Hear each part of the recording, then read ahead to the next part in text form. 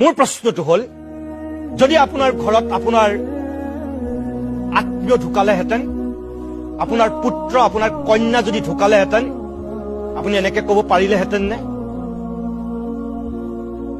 যদি আপোনাৰ পত্নী ঢুকালেহেঁতেন আপুনি ক'ব পাৰিলেহেঁতেন নে মুখ্যমন্ত্ৰীৰ আসনৰ পৰা আপোনাৰ ওচৰে পাজৰে ফটকা ফুটাওক বুলি? নোৱাৰিলেহেঁতেন। নকয়, বিবেকে নকয়। সেইটো আপোনাৰ ঘৰৰ পৰিৱেশ, কালচাৰ, সংস্কৃতি, সেইটো মানৱতা, নৈতিকতা, মূল্যবোধ, সেয়া নকয়।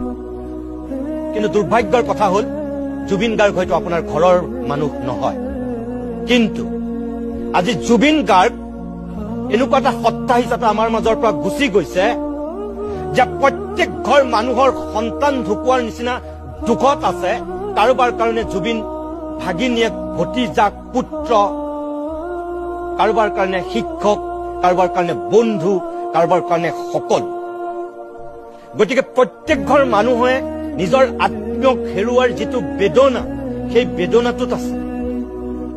আৰু এইখিনি সময়ত আপুনি কেইজনমান থলুৱা উদ্যোগীৰ সপোনটোৰ কথা ক'বলৈ গৈ বোমা ফুটোৱাৰ কথা যেনেকৈ কৈছে, আপুনি বেয়া নাপাব যে আপুনি সঁচাকৈ থলুৱা সেই বৰপেটাৰ উদ্যোগীসকলৰ কাৰণে কৈছে নে আপুনি ফাঁচী বজাৰৰ সেই বেপাৰী আৰু বনিয়াসকলৰ স্বাৰ্থত খুব কৌশলেৰে এই কথাটো আপুনি উত্থাপন কৰিছে?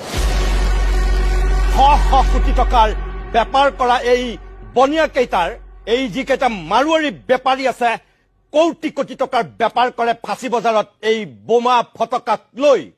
সেইকেইটাৰ স্বাৰ্থত আপুনি খুব কৌশলেৰে এই বৰপেটাৰ থলুৱা ব্যৱসায়ীসকলৰ কান্ধত বন্দুকটো থৈ আপুনি ফুটাইছে গুলী।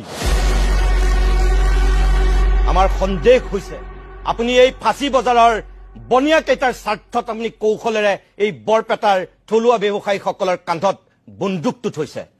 হ'ব নোৱাৰে।